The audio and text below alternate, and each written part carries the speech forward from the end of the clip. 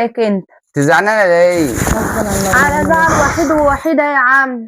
انت مالك يا وحيد؟ قال ووحيد كمان مدينا ظهره ليه؟ وفي ايه يا نغاي؟ هما ما قالوش لك؟ والله ما حد قال لي حاجه، هي قاعده هاي زعلانه، هو قاعد اهو مدينا ظهره بالكرسي، والله ما حد قال لنا حاجه يا بنتي. علشان الكومنتات السلبيه يا ياسين، الناس اللي ربنا مديهم حته سودا في قلبهم، اللي بيعملوا صفح فيك ويخشوا يقولوا حاجات سلبيه لنا. لا اله الا ديت الله. مزعلهم يا عم. يا عم وحيد هو قال انا ما عنديش تاني اظهر في فيديوهات، وهي برضو قالت انا مع جوزي وقلقانين كده اوعوا تعملوا كده، اوعوا تعملوا كده. قولوا حسبنا الله ونعم الوكيل في اي حد يظلم حد. اوعوا تعملوا كده. زعلان من حاجه تاني هو؟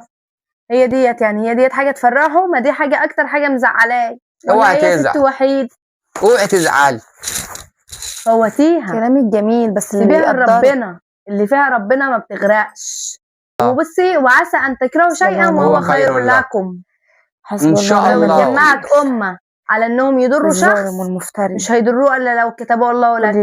لو اتجمعوا على ان ينفعوك لن ينفعوك الا بشيء قد كتبه الله لك. شاطره يا انغام، والله شاطره، اقسم بالله انت عظمه عظمه. صدق بالله، صدق بالله ربنا عنده استعداد في ثانيه. يعني المتابعين دول في ثانيه. انت عندك كام الف؟ 16 17 15.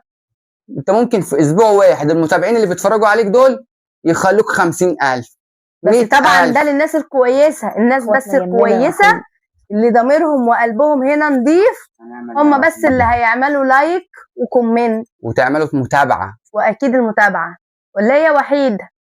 طب لو هم يعملوا متابعه تتعدل؟ ها اكيد صح. هو يجوزك بقى يا وحيده كده وفوق انت كده وسيبيها لله يا ست. لا اله الا الله. حسبي الله ونعم الوكيل في كل من يجي علينا ويظلمنا. مش هنقول انت طلعت عظمه يا انغايه، اقسم بالله انت طلعت عظمه. كفك يا وقعد في روح وحيده سقفه بقى للنبي يا انغايه. حبيبي يا وحيد، انت اجدع واحده شفتها. اعملوا متابعه بقى للاستاذ وحيد والاستاذ وحيد. شوف اوعى تنسوا الاستاذ انغايه.